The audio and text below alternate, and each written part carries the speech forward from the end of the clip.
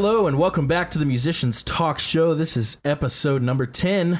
Dallas DeWhite here with my co-host as always. Matt Tolley, what's up, everybody? How's it going? Man, Matt, how you been? I'm doing good, man. Doing it, working, music, lots of it. Yeah, the way we record these is we do the talk shows every other week. Right. So they're timely. Yep. And we do them the night before they're released. What that means is I usually don't get to see you too much. Right. We meet up when we collide and tell all our stories, what's going on. Yeah, so that's actually probably good for the podcast. It is, though, it's right? good. The first thing I want to just jump straight in. Yeah. Josh, is it Homme or Homme? Homme, I'm pretty Homme? sure. I've heard it pronounced that way. Interesting. Yep. I'd like to speculate wildly on the ethnicity of that name. Yeah, I can't remember. I think I might have read it somewhere, but I can't remember. Interesting name. All right, we'll say Homme now. Yeah. For now though. Yeah. Screw it. Let's play this clip and then we'll talk about it. Here we go. It never mattered to me the size of the role that I have. Mm-hmm. If the thing is good, who cares? I would say that it's kind of like maybe being on a ship in the ocean. Like if the cook fails, you die. If the rigger fails, you die. If the captain fails, you die. They're all equally important. Yeah. The only problem is if the cook wants to be the captain or the captain wants to be that role envy is a problem. Yeah. And why live in that's where mutiny comes from. Why live in a world where I wish I could do that, but I'm not. That's just your own fucking excuse. So just go and do it. Yeah. If you want to do that.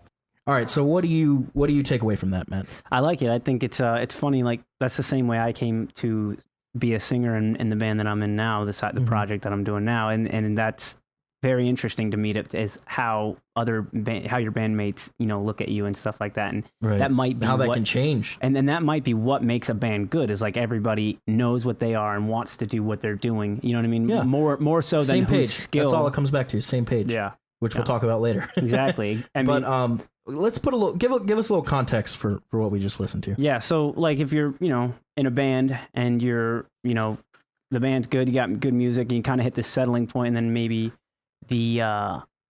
maybe like you start feeling bored with what you're doing. You don't really want to do it anymore. You want to be creative. Most musicians do. For example, like a drummer, right? Just deciding he doesn't want to drum anymore, he wants to play guitar, right? Exactly. For attention reasons or just interest reasons, whatever it may be. It doesn't really matter. Exactly.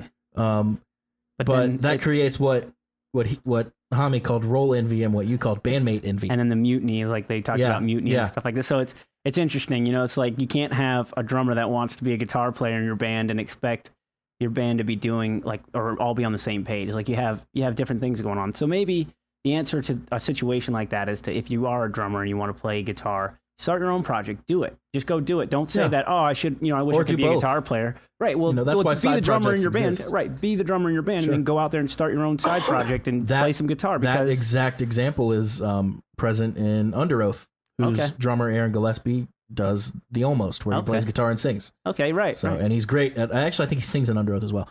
I don't really know Under Oath. I do know the Almost. Sure. Okay. But that's a good example of this. Yeah, and there's tons and tons and tons of other examples. The Foo Fighters. That's the biggest one. Yeah. My buddy Drew's an excellent drummer and can play the shit out of guitar too. But you can't be both of those at the same time. So it's like he has to go do his thing. We plays guitar, and we used to do our thing together. So actually, the Almost, I think he played everything on the album. Yeah. Obviously, you can't do that live. Right. But in a just studio, hire some people around you. Yeah, in a studio, you can make the exact music you want. Owl City, another example. He's everything in the studio, and then on the road, you need some people to help you out. But I'm always fascinated by kind of one man shows in the studio, and Definitely. I think the first Foo Fighters album was just Dave doing everything. Probably, sounds right. I think it was. Sounds right. And obviously, they're a band now; they all do their own stuff. But and he has awesome players, Yeah, so for sure, he definitely lets them write. But it's a very interesting thing. The dichotomy, I guess, of being in a band and you're this. I was just thinking that it's such a tough relationship to manage because and this is an overused cliche, but for that reason it's true. It's like a marriage. Yeah. And it's however many ways you have a band. So if you have 5 people in a band, it's a 5-way marriage. How hard is one marriage to manage? A regular 2-person marriage let alone is tough 5. enough. Now you have 5 egos you have to stroke and also make sure everybody's happy doing what they're doing because that comes through in the music. So, and with a trio or a quartet, you don't really see clicks. You can start to see clicks up to 4 people. You might start seeing 2 and 2, But at 5 members and up, you're going to start definitely seeing cliques. And that's not always a bad thing. You might see, 2 or 3 members always hanging out and the other 2 always hanging out. Yeah, and that can change too from time to time, and that's what kind of keeps absolutely. it interesting. It's fun to be in a band with a bunch of people, but it definitely does take its toll being around the same people over and over and over, all the time. So it's a special skill to be able to it really is. handle that. It really is. So I was reading, actually, I don't know what Chrome does on my phone, but it always sends these extremely relevant articles to whatever I'm doing or thinking. Yeah. So it always sends me Guns N' Roses stuff. It's watching you is I've what been it's playing doing. Assassin's Creed Origins. It always sends me Origins stuff, which it's is watching you to answer your question. It is. Somehow it is. Always sends me guitar stuff. Always sends me stuff that I actually find interesting. I usually see articles. I'm like, whatever. Every one that pops up, I'm like, I gotta read that. Yeah, cool. That's good. So the one that popped up most recently was Steven Adler says he's, and it said ... So I was like, I gotta read this. What did you do now, Steven? So the headline was something along the lines of Steven Adler says he's, quote, heartbroken, end quote was the word, heartbroken, that he and Izzy were not included in the GNR reunion. Right. And I don't want to get too GNR specific on this podcast all the time, but I would like to talk about this because we can relate it to maybe. Yeah. So I guess in things. that context, he's not necessarily saying that Izzy is heartbroken. He's saying he's heartbroken that he and Izzy would not be in. I guess you could read it that way. Yeah. It definitely felt like he was wording. He was speaking for Izzy, right? Which I would argue Izzy is probably not heartbroken, right? Definitely not. I heard there's lots of stuff now actually talking about the last time he was there or whatever. Like they had a rehearsal and he was gonna do the reunion, and stuff and he walked out. So pretty sure that does all the speaking that. Well, needs to be done he did Izzy. a sound check, I think, in one of the Midwest shows, Something Missouri, something like that. That's what it was. And then just didn't show up. Yeah, again. Yeah, it's gone. Yeah, walked off the stage for good. Izzy's Axl. There's one interview they did since the Not in This Lifetime started, and it's Axl and Duff. Yeah, I saw that one. Yep. And one of the things Axl says is you can tell is something like that. Yeah.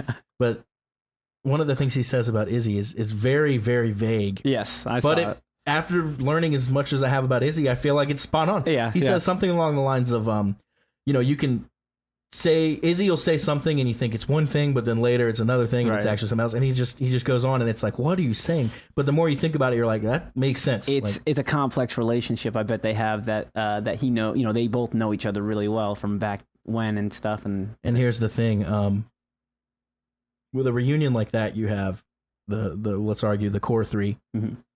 And then you have, the people that are saying, oh, well, it's not. All right, so let's back up. Yeah, it's not the full, right. When they're doing Chinese Democracy, you have people saying, oh, well, I'll be happy when Slash is back in the band. Right. And then Slash gets back in the band. Oh, well, I'll be happy when Steven and Izzy. It's like, dude, you didn't even know their names. Yeah, exactly. You only know now because you're. Yeah, exactly. You're just and then hard. you have, and then it makes me wonder if Steven and Izzy were in the band, those same people will be like, well, it's just not the same. Yeah. They're playing Chinese Democracy songs. It's just not the same. Exactly. And a lot of people are wondering, why they're playing Chinese Democracy songs, what that conversation was like. Yeah. I gotta believe Slash and Duff walked up to Axl and were like, "Dude, we gotta play these. These are great." Yeah, and I'm sure they had something to do with them. I bet some of those riffs are old fucking. You think so? Yeah, I feel like Axl's pride wouldn't let him use that if it was that way. I got a really good feeling that some of that stuff was like. It also doesn't sound anything like any of their styles. Well, there's some Slash riffs. There's some riffs in there that I'm just like, that could have been Slash writing, and then they. I don't know if I believe that just because it took so long to do, and I don't think Axl's ego and pride would let him use something that Slash wrote after they went through what they went through. I can see what you're saying. I feel like you're right, though. They did want to play those songs, and that to me would be. Like I just think they went up to Axl and were like, "Yo, these are genuinely good songs. Mm-hmm. They got to be." They are, and they are good songs. A lot of people might be speculating that Axl forced this on them. I don't think that's the case. I don't know anything. I don't think there was any forcing involved for sure. I mean, they all have their own egos and their own pride that they. Mm-hmm. They're not going to be forced to play anything. You know what I mean? Yeah. So exactly. But I wouldn't be surprised to hear that they had anything to do with some of those songs, even if they were just the very beginning of them and not like just one riff or something started a song and then maybe Axl ran with it. And once he's written that song or once he's got his feel for it and started it, it's kind of hard to want to stop after that. I don't know because it's easy to because we were really young at the time, but it's easier to kind of underestimate the tyrannical ego that was Axl Rose in those days. Yeah. Well, yeah, and definitely in those days. Nothing would have slipped by. Right. And it's interesting. We'll do some research and figure that out. I was listening to a podcast with Brain, the drummer on Chinese. He said Axl is so tuned into everything that's going on. They sent him a mix of the drums they were doing, and Brain realized after they were done, it was perfect. It was a perfect take all the way through, but he missed one kick leading into the verse, just one little dut kind of thing. And he sends it to Axl. He's like, "Oh, we probably won't notice that." Axl immediately comes back. "Hey, where's that kick leading into the verse, though?" Wow.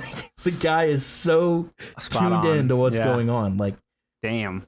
I mean, well, that's interesting. Yeah. That's really interesting. And I can believe it because, that stuff is super complex and epic sounding. Yeah. Like, he's the mastermind behind that stuff. Sure. So. And I went on this quest to find Guns N' Roses isolated tracks, multi-tracks, which are impossible to find. They're really hard to find of any band, but especially GNR for some reason. They're coming out more now. They're like, you see them pop out. Which is good. Right. I wish I could find like the ultimate mecca of that, but just have the raw tracks. I don't know, it's tough to find, and a lot of times they're split weird. So the best I found was Welcome to the Jungle, and it was split into Izzy / Duff, and then there was a fourth track that was Axl and Steven. So it was drums and vocals on the same track. Can't separate those. Yeah. But and it was Welcome to the Jungle. Yeah. Yeah. And we were just listening to that. What were your thoughts? Listening to everything truly isolated. And I will say these multi-tracks were great. Yeah. They're never perfect because how could it possibly be perfect? Yeah. But they did a pretty damn good job on these. Yeah, we were talking about the minimalistic approach that Izzy took, and Izzy's comparing Izzy style to Slash is totally different. Yep. And then Slash always, high gain, power chords, crunchy. Yeah. Izzy's more laid back, low gain. Yeah, he's playing the AC/DC kind of style. Yeah, exactly. He's playing kind of slow and loose, I feel like he's more songwriter. He's like full on songwriter, chord progressions and whatnot. So, and then for him to do any kind of lead stuff it's just gonna be what he does. It's like not gonna be something amazing or something. But it sounds great. It's like it's perfect for the thing. Take Welcome to the Jungle for example. Exactly. It's Izzy doing all the solo stuff in the beginning. Right. Which Slash got that heavy. I've made Guns N' Roses is what made me want to play guitar, so I've made it a lifelong study. Yeah. But me as well. Not everyone has, so you might not know. You might assume that if you hear a lead guitar, it's Slash. It's not. There's a few instances where Izzy plays, and one instance where Slash sings. Yeah. Dust and Bones. Yeah. Anyway, the solo at the beginning, it's bad. Yeah. Well, it's what it is. I don't know. As far as fitting the song is perfect. Yeah. What else could you possibly put there? Nothing. Yeah. It's great in that sense. Coming from a technical guitar player standpoint. Yeah.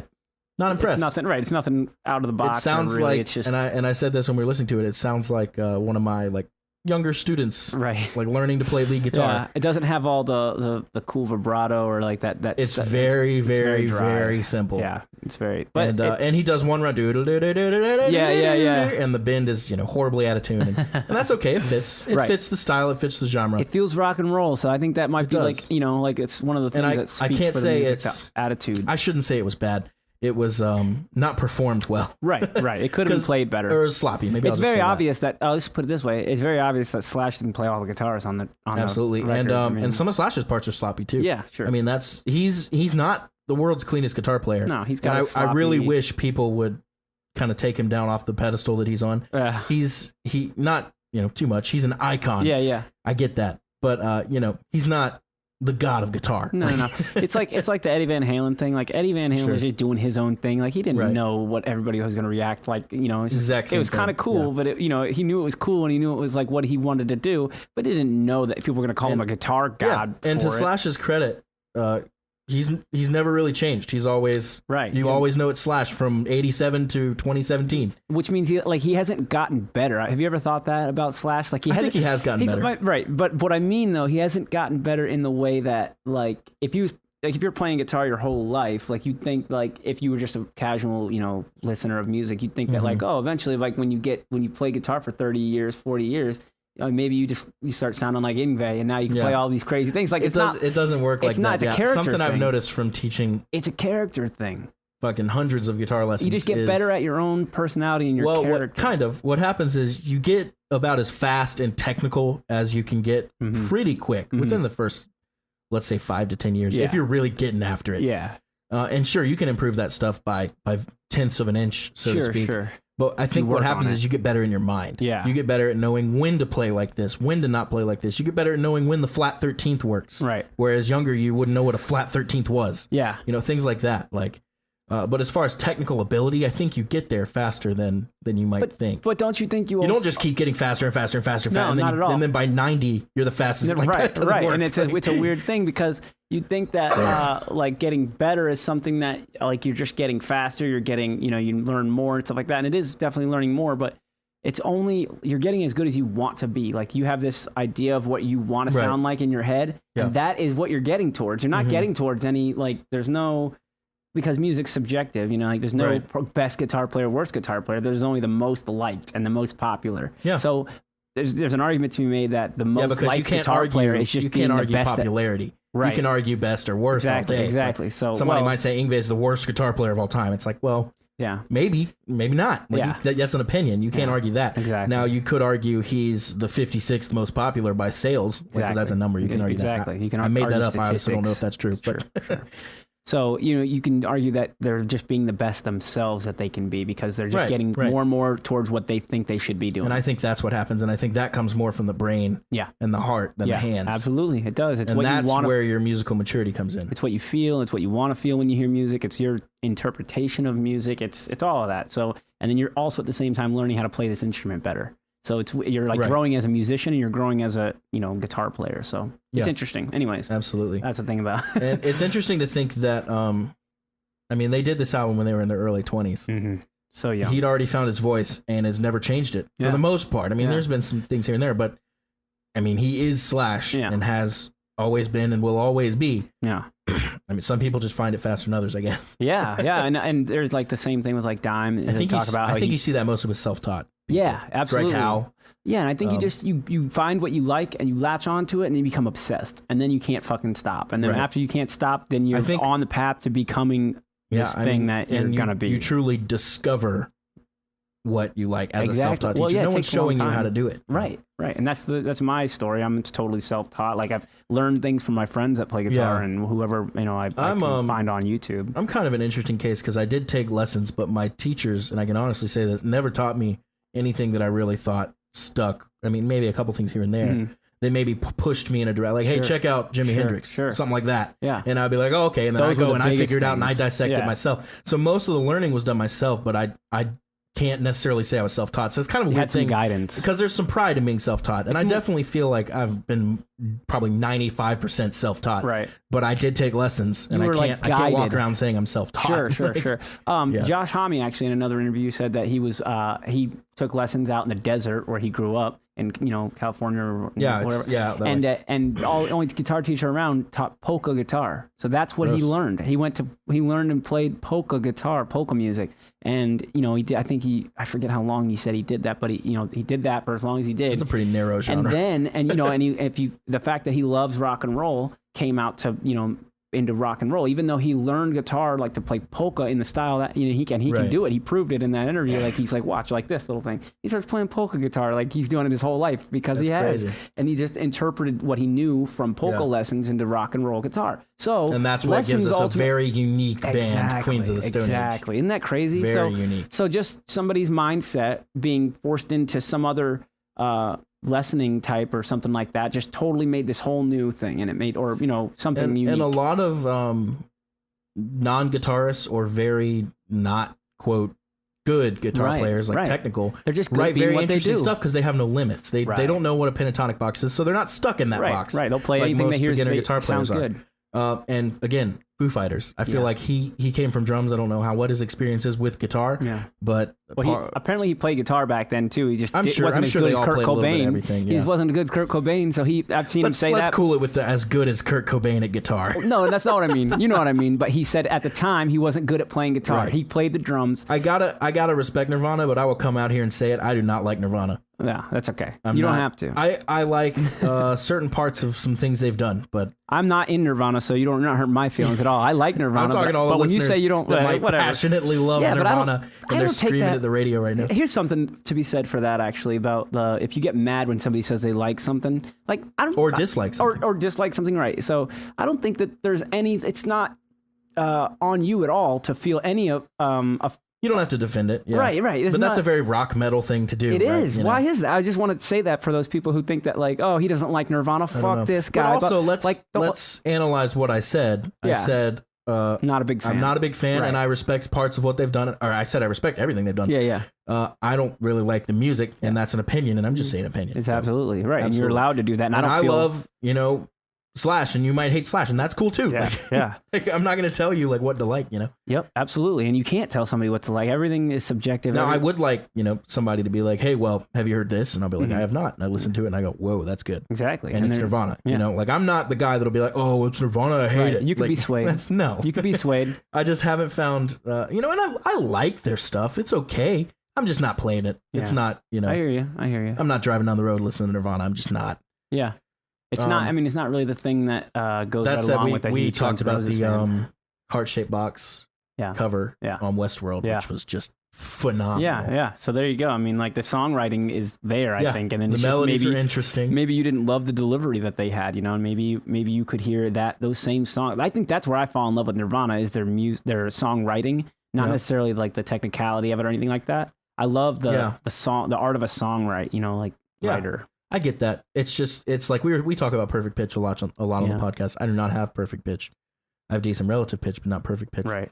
But I do feel like I come from a place guitar wise where I know a lot about guitar and how to play guitar. Yeah. So if I hear something that is in my mind just extremely basic and dull, it kind of turns me off a little bit. Yeah.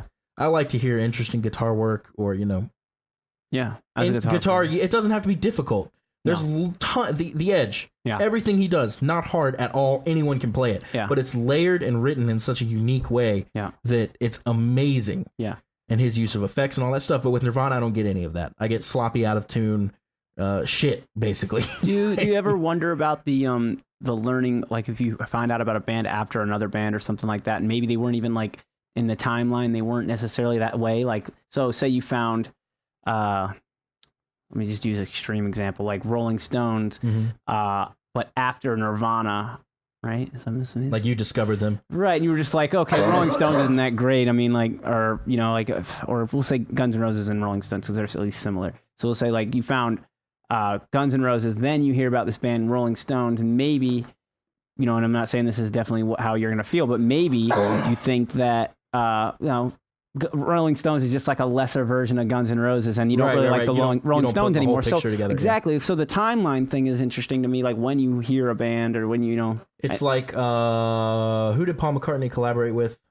New artist. People. Yeah, well, tons, but it was a very new artist, and it was a hip hop artist or something like that, and everyone on Twitter, like the young kids, were like, I don't know who this Paul McCartney is, but Blank's about to blow his career up, and it's like, dude, blow his career. Yeah, up. And it was like.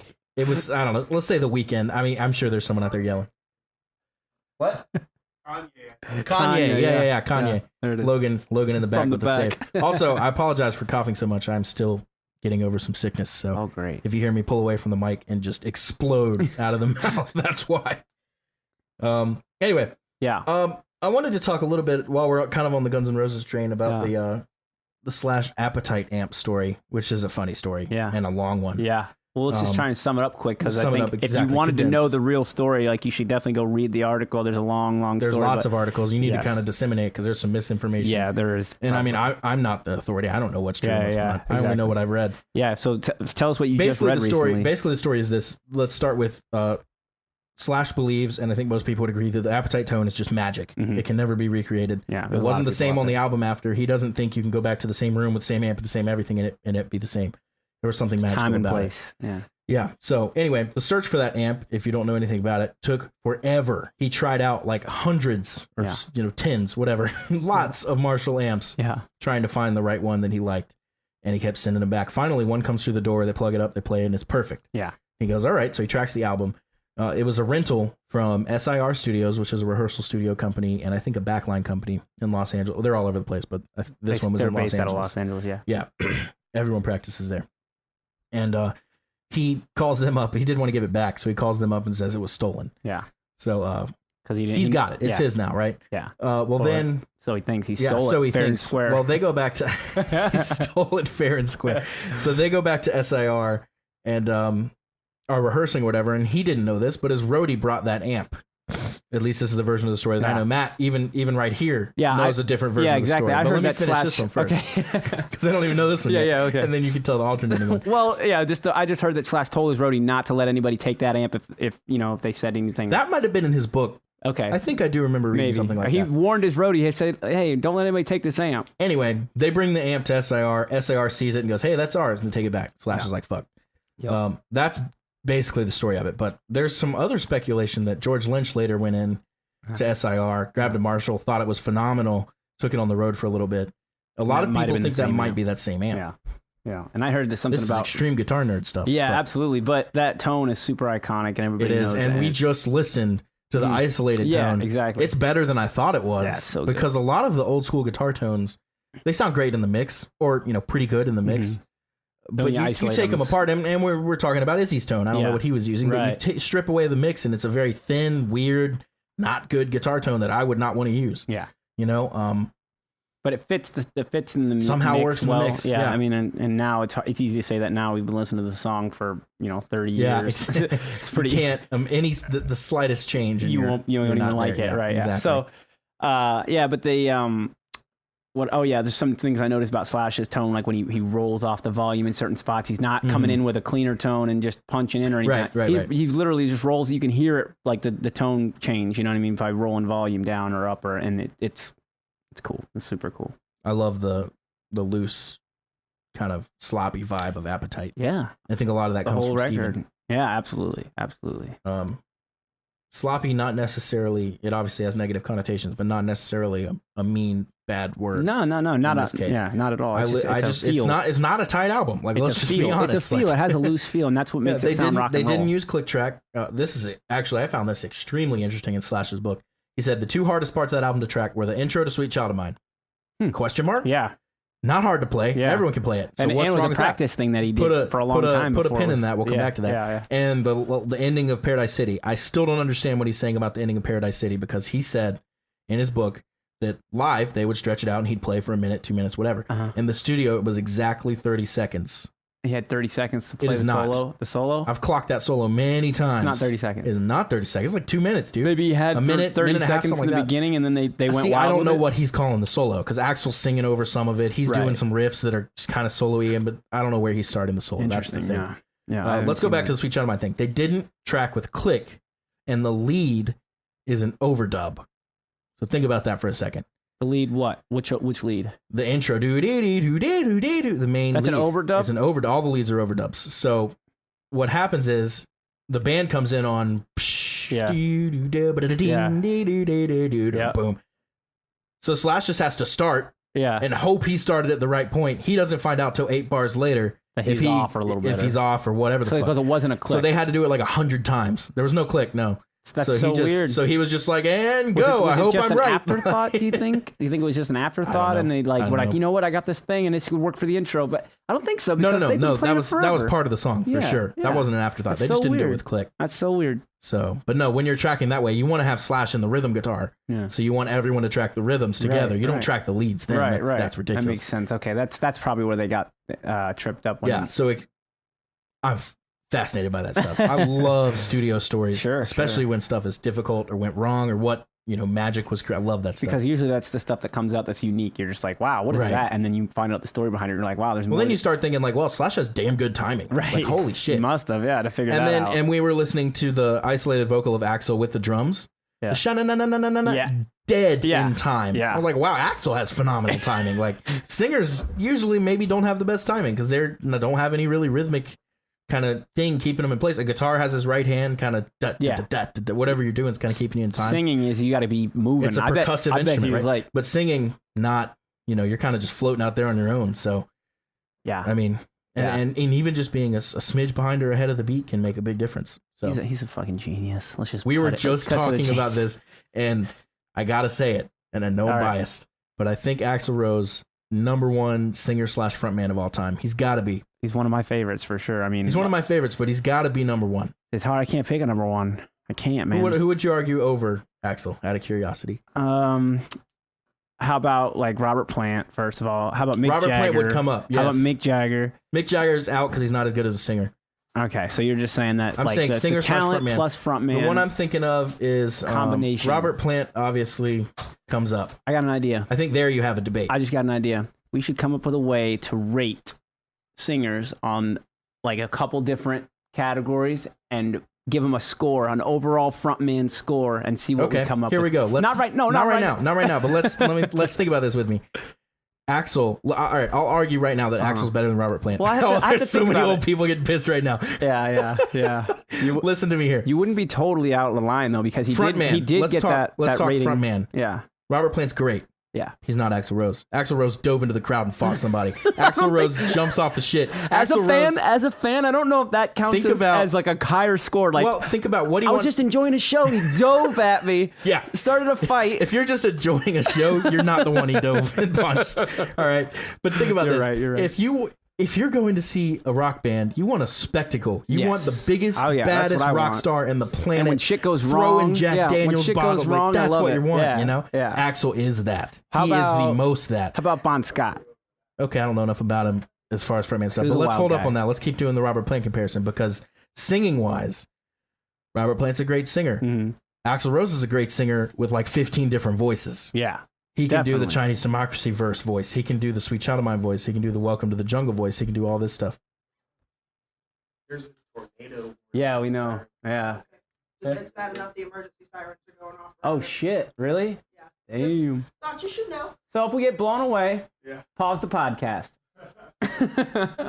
There you go. Tornado warning live on the podcast. Perfect. Anyway, Want to go fly a kite? you go fly me. I think just the fact that he can access so many different voices. Yeah, That's amazing. So And yeah, he's a great singer, but he's a great singer like 10 times And he's over. aware of that. Let's stuff. also like talk about range. Yeah.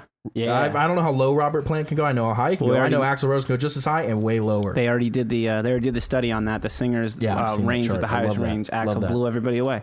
Yeah. Even like pop singers, female pop Yeah, singers. well, he went almost as high as Mariah Carey went the highest, but he was almost up there. Yeah. He obviously and went he much, was much way lower. lower, right? Yeah. So that's impressive to me. It's like the fact that he can cover so much ground, so much different tonalities that he can throw in there, and just he's a genius as far as vocal power. And then let's talk about songwriting. Yeah. I didn't see him write one damn thing about a lemon. Yeah. the Lemon song's a good song, man. I like that It's song. a pretty good song. We covered that in my old band, Yeah. Sarah. Yeah, it's a good one. Which we may have on the podcast at some point. It's an innuendo. It's an innuendo. It's not literally about a lemon. Come on. Oh, come It's on, on the man. same level as you, a stupid hoe. Like, Yeah, kinda. But whatever. Yeah, it's got an attitude. and and a Axl feeling definitely to wrote it. some juvenile shit too. I'm thinking Sure, anything goes. I'm thinking, how about off of Lies, 1 in a Million? There's some shit in there that's just not. He should Sure, not. I don't know if I would say. say that's juvenile. I would say that's very who he was at that time, Yeah. Yeah, I mean, and what he was going through in that in shit. the time period. Sure, was it the best? No, but it was what he was going through, and Exactly. So there's not, everything he does. but that is not that gold, song has but- a fuck ton more meaning than the Lemon song. Yeah. and I'm Yeah, I'm it arguing does. this point kind of as devil's advocate right now. I obviously love Led And Zeppelin. yeah, and you can't just pick out the Lemon song and compare it to everything they do. It'd be like Sure, us picking exactly. out something of Yeah, Guns N' Roses that wasn't something that bad great, and then- right? yeah, exactly. So, But but I know I what am you making mean. points. I know what you mean. You're making a point. So we Robert could do Plant's that. the only one that I would put up there with him. We could I would do put that. Robert We could Plant in have slot too. What if we did that singer thing where we were talking about scored them, and then we had a poll. Like we had a way to rate each That'd be cool. singer, and we made a poll. We put it on the Facebook page. As far as what you think, well, see, some of the stuff you can't argue, like range. Like I can go clock if we everyone's gave range. everybody the way to score and judge these singers, we gave them like a legit thing to pick from. Like here's 1 through 10 on this, 1 through 10 on this, 1 through 10 on this, like maybe 3 different categories, and we say, okay, based on frontman, here's the whole thing, the package as far as charisma, notes, tonality, tough. or something. I don't know, yeah, but Because then you're going to get people saying David Lee Roth is the best singer of all time. And he's not a good singer at all. why would He's you a say fantastic that? Why would you frontman. say that? Well, he's a fantastic frontman, but I don't think that he is the greatest singer. There's definitely No, lots of absolutely. mistakes that are in Absolutely, that's what I'm recordings. saying. He's not the best singer at all. So he would lose points in there, and he Right, but I'm saying most points in people the would not say frontman. they're not listening for that shit. They're just thinking I fucking love Van Halen. Yeah. Well, I mean, I think most of our audiences is musicians, and Sure, absolutely, they might but- be able to. Yeah. Be interesting to see. Maybe we can work that out. Maybe We'll we can figure work this something out down the line. Yeah, I think we made our point. It's just an idea on live and I love podcast making. here. So. I think I made everyone really mad, but that's all right. Let's talk about. You didn't make me mad. Like I said, your opinion's your opinion. You're allowed to have whatever you want. I think I just definitively said Axl Rose is better than Robert Plant. Hey, there's. I No. mean that. I guess that's an opinion, but I feel like I backed it up okay. Yeah, you did. I mean, it's we got an article that says he's the highest range singer. So not necessarily highest, but he has the biggest range. I've heard and where Axl wins his range battle is he goes lower than almost anyone, right? Which you don't think about. Yeah. If you've ever heard him talk, he talks like oh yeah, he's got a low talking voice. Yeah. And then he sings, and it's some other singers really do that too. Like lots of male singers have low speaking tones, and then they can hit the highest notes, and you're just like, where does that come from? Yeah, I have no low range. I don't know what the anatomy of what your fucking vocal cords and stuff well, is. see, unlocking head voice and singing high is a technique, it's kind right? of a little trick. It's not, it's a technique. It's not something you get just better can't at. do. Like, right, you just figure it out, and then you got it. Like, it's a skill you work on. Yeah. And I wonder if working on it earlier in life is helpful, or if like you just whenever you just start learning how to sing, and just, I mean, obviously you have less time as you get older. So, but you know what I mean. Anyways, we have a couple more things to get to here. I wanted to talk about a Periphery story. I heard the band Periphery. Everybody loves them. Yep. When they were in the process of getting signed, it was a long process. It took maybe 2 or 3 years. Mm-hmm. They started making a name for themselves, and what happens then is labels come knocking on your door, and they say, "Hey, we want to sign you. Here's what you do." Yeah. Periphery did not just say, "Okay." Yeah, exactly. Like a lot of bands do. So here's what they did. They got together and they said, "Here's what we want. Here's what we want." Yeah. And a label came knocking, and they said, "Okay. Yeah. Well, here's what we want." And the label said, "No." Yeah. What did Periphery do? They said, "Okay." Yeah. See ya. Went on. Moved on. For 3 years. Yeah. For 3 years, they as a group said no to record label offers left and right, tons of them, until they got what they wanted. Yeah. And they got what they wanted. Yeah. The story ends nice. They got what they wanted. And I won't get into the details of what that was. Is distribution deal. What? Spiel? Deal? A distribution deal. That's tough to say fast. A distribution deal, mostly overseas and stuff like that. We don't need to really talk about that. But the point is, I'm thinking, how do you get 6 people so on the same page? Yeah. It's a good question. It'd be nice to hear somebody talk about that was in the band, and like be like, yeah, so we had a record, a record label. Misha was the guitar player and main songwriter. He was one of the main songwriters. He was the one talking about it. And basically, the guy that was interviewing him said, "You are really lucky because you have 6 A-list winners in your band. Right. Most bands have 1, and then another guy, and then like 3 guys that just stand there and look good.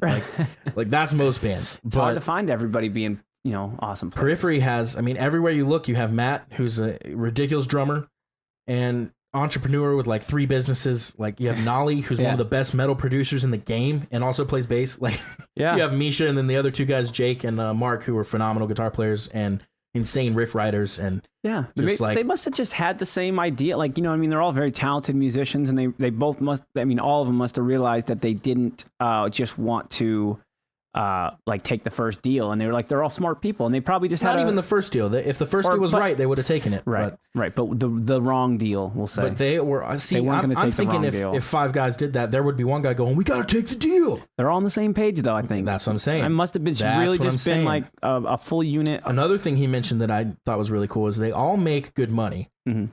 Not from the band. Right. The band itself does not make that much money. Right. They have careers outside. He said they play progressive metal. Like, what the fuck kind of money do you think we're making? Right. Like, we're not making money. Make a little bit, but not nothing to survive on, right?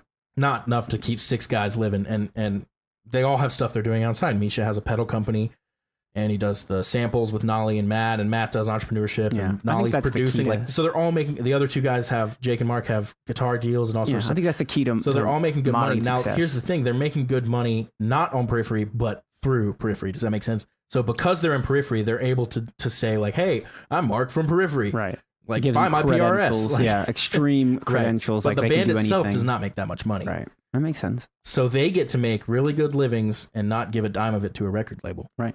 Yeah, obviously they give a dime, but not whatever the deal is. But. They did it smart, and that's really cool. I mean, it just goes to show, any young musicians out there, don't just take the first deal. Like, think about it, make a plan. What do you really want from a record company, and what do you have to offer? And here's the thing: them? I think most people that are just getting into this don't know what they want. Sure. You need to talk to other people who have gone through this, and you need to research and figure out what's out there and what's available. Yeah. Then once you kind of start understanding it, read a music business book and check the copyright date, because if you read a music book from 2007, it's completely out of date and everything is wrong. Yeah. This shit changes by the year, by the day. Yep. So you need to make sure you read the most modern 10th edition, whatever you got to find, music business book, and read it as soon as you get it, because there's, it's tough, and there's lots it's of always different changing. deals, lots of different deals the best out thing there. is if you can talk to people in the industry about what's going on. Yeah, absolutely. Anybody going through it, anybody who knows anything about it. If you know of a band that's signed, just ask them about their deal. Like if you could talk to somebody, just be like, "What's your deal like?" Go for it. Like there's lots of shit out there. So sure. Anyways, all right, you know what time it is. Oh yeah.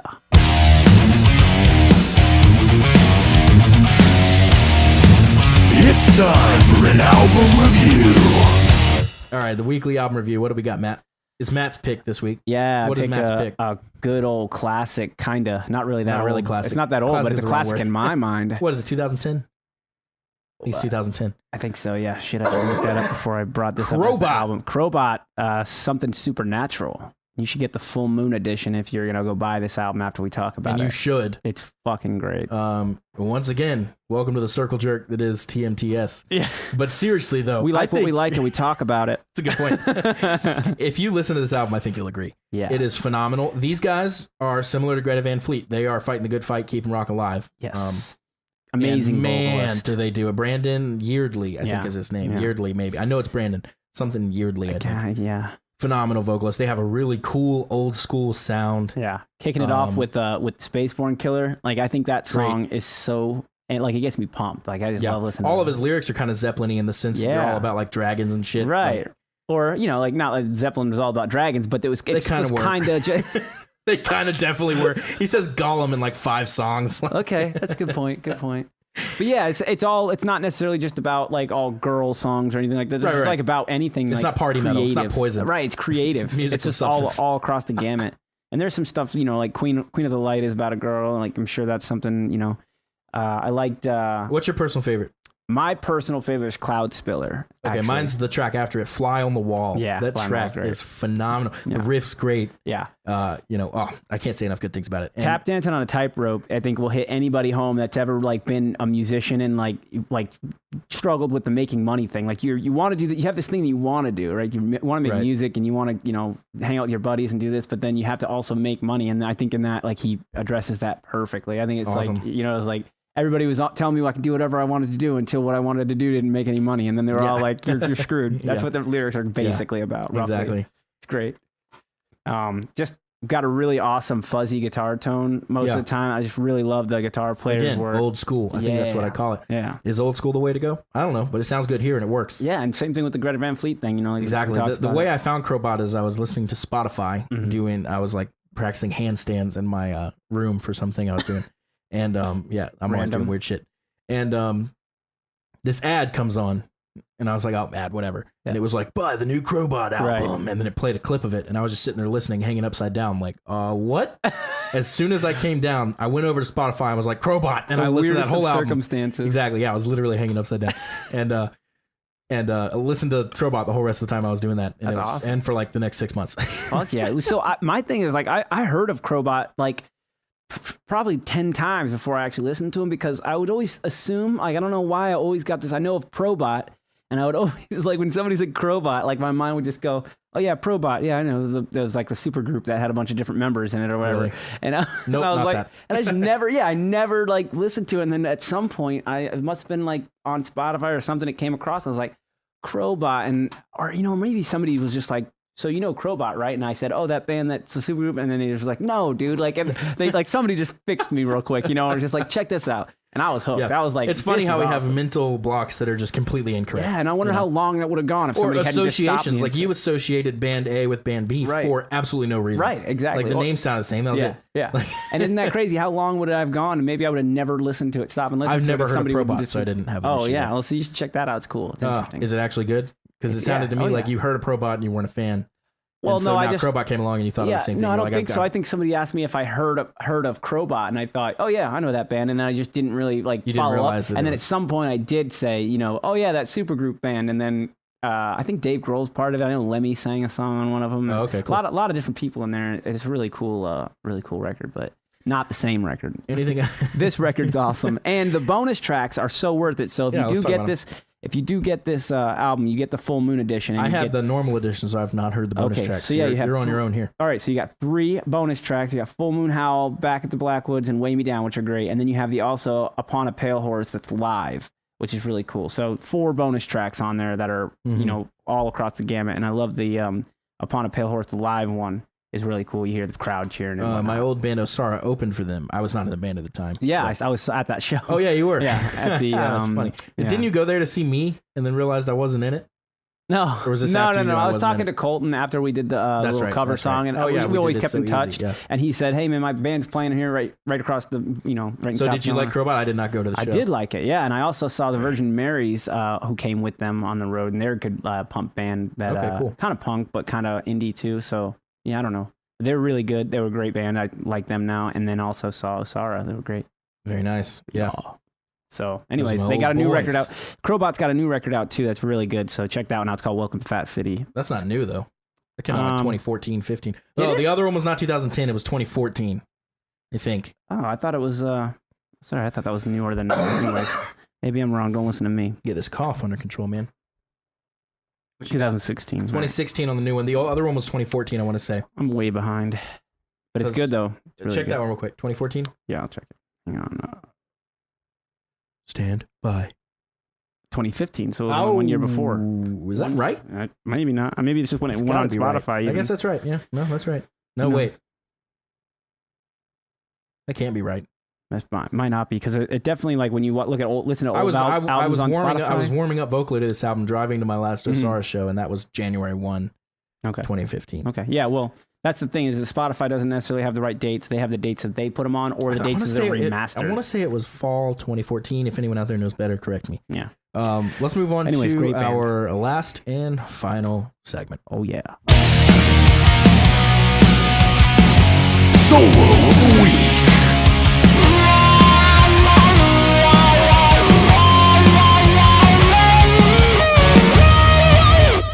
That's right, it's Solo of the Week. This week we have Demons by Sacred Mother Tongue. This is a me pick, and you know it's a me pick because Andy James is present. He's one of my favorite guitar players. Yeah, it's awesome. I never heard it before, but it's a fucking killer solo. Let's take a listen, and we'll jump back in a sec. Hey, what's up, guys? Dallas here. You know what time it is. YouTube won't let us play the Solo of the Week here. So if you want to check it out, feel free to subscribe to us on iTunes or just search it on your own. Let's get back to the show.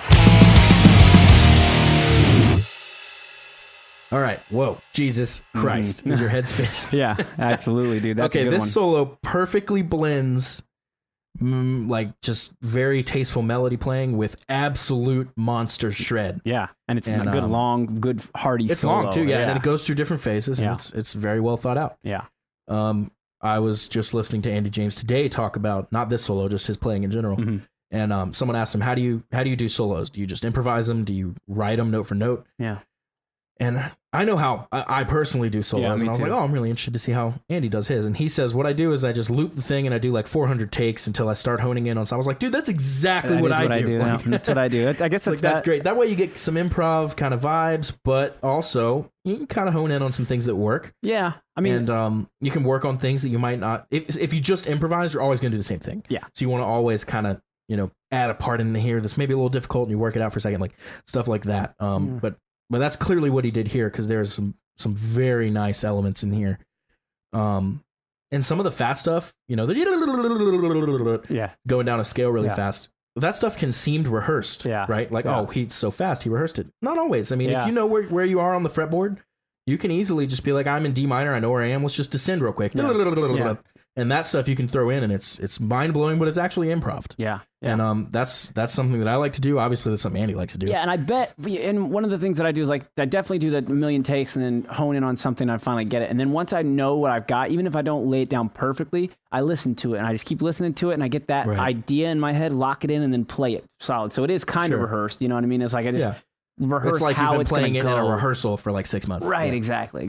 So, I get that, but that's a really, really interesting story, because that solo is clean, man. It is. That's just Andy's playing in general, but it's super, solid. One of my favorite guitar players. You need to check out this band if you haven't heard of them. I bet you have not. Sacred Mother Tongue. You need to check out his new band, Wearing Scars. Similar style, better singer. Sacred Mother Tongue singer is okay. it's just not the best singer for that band. I think. Right. The riffs all throughout Sacred Mother Tongue are amazing, and then you also need to check out Andy James solo, just any of his solo albums. He's got like 4 or 5. I think he's coming out with a new one soon. Oh, cool. Fantastic stuff. I can't say enough good things. Yeah, I'll have to be checking out more of their stuff too. I'm not as familiar, so.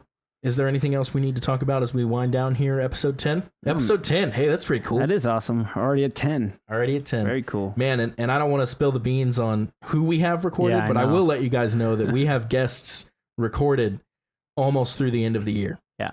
We got a lot of good ones, man. I can't wait. I have a hard time not telling all my friends who I just talked to.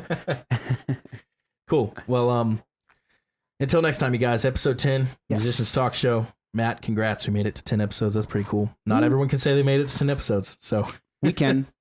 Let's stop and smell the roses and be proud of ourselves for a second. We'll see you guys next week. Get out there, play some music, listen to some music, have a good time, and we'll see you next time. Hey guys! First of all, thank you so much for listening. If you could please take a quick moment to subscribe on iTunes and leave a rating and review. Your feedback seriously is really important, and it helps us keep the show alive. Check out musicianstalkshow.com to sign up for our mailing list. If you do, we're going to send you our main theme song and a few other surprises. Plus, you'll always be the first to know what episodes are coming up. If you want to help support the show so we can keep putting out the highest quality content possible, please follow the Support the Show link at our website and consider donating to our Patreon page. Lastly, if you have an idea for a guest or a question you want to discuss, contact us through any of the contact forms on our website, and we'll do everything we can to make it happen. Whew, all right. That was a lot, but we got through it. Thanks again, guys, and we will see you soon.